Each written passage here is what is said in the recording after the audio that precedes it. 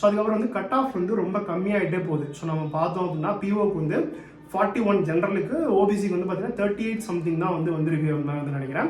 So அப்படியே நம்ம clerk வந்து எடுத்தோம் அப்படின்னா 36 தான் சம்திங் அந்த அளவு தான் வந்திருக்கு. ஸோ தமிழ்நாடுக்கு வந்து ரொம்ப கம்மியாக தான் இருக்குது. எல்லா ஸ்டேட்லையுமே 40 கீழே தான் இருக்குது. தமிழ்நாட்டில் அது ரொம்ப கம்மியாக தான் வந்து பார்த்தீங்கன்னா இருக்குது. ப்ரீவியஸ் இயர்ஸை கம்பேர் பண்ணுறப்ப இது ரொம்ப கம்மி. ஸோ கிளர்க்லாம் வந்து ப்ரீவியஸாக வந்து 40க்கு மேலே தான் இருக்கும். 42, 43, 40, 47 இருந்த காலம்லாம் வந்து இருக்குது. பிஓ அதே மாதிரி பார்த்தோம்னா 40 வந்தப்போ வந்து ஜென்ரலுக்குலாம் வந்து 47 சம்திங் இருந்துச்சு. ஓபிசிக்கு 43, 44 சம்திங் வந்துருந்துச்சு. அதெல்லாம் கம்பேர் பண்ணுறப்ப இப்போ குறைஞ்சிக்கிட்டே தான் வருது. அப்படி பார்க்குறப்போ ஒருவேளை வேகன்சி வந்து அதிகமாகி கட் ஆஃப் குறைஞ்சிருந்தா எக்ஸாம் ஈஸியாக இருக்குது அப்படின்னு நம்ம சொல்லலாம். பட் வேகன்சிஸும் ப்ரீவியஸ் இயர்ஸை கம்பேர் பண்ணுறப்போ ரொம்ப கம்மியாக தான் வந்து வருது. கட் ஆஃபும் கம்மியாகுது அப்படின்றப்போ அந்த இடத்துல வந்து இதுக்கு ரெண்டே காரணமாக தான் இருக்க முடியும். ஒன்று வந்து டிஃபிகல்ட்டி லெவல் ரொம்ப அதிகமாக போயிருக்க முடியும். இல்லை அப்படின்னா ரொம்ப வந்து டேலண்டானவங்க வந்து பேங்க் எக்ஸாம் நோக்கி வராமல் இருக்க முடியும். ஸோ என்னை பொறுத்த வரைக்கும் ரெண்டாவது இருக்கிறதுக்கு வாய்ப்பே வந்து கிடையாது.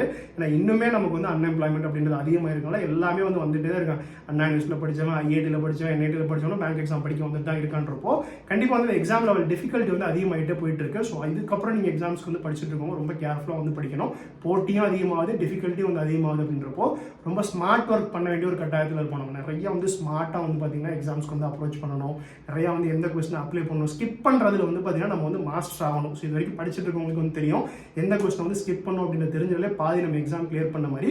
ஸோ இதை பற்றி நிறைய விஷயங்கள் தொடர்ந்து நம்ம சேனல் வந்து இன்புட் கொடுத்துட்டே இருப்போம். ஸோ தொடர்ந்து நம்ம சேனல் வந்து பார்த்துட்டே இருங்க. ஆல்ரெடி நிறைய வீடியோஸ் போட்டிருக்கோம். இனிமேல் கரண்ட் ட்ரெண்டுக்கு ஏற்ற மாதிரி இன்புட்ஸ் கொடுத்துட்டே தான் இருக்க போகிறோம். ஸோ தொடர்ந்து வந்து நீங்கள் சப்ஸ்கிரைப் பண்ணலாம் கூட சப்ஸ்கிரைப் பண்ணி வச்சு நம்ம சேனல் வந்து பார்த்தீங்கன்னா தொடர்ந்து வந்து பாருங்க.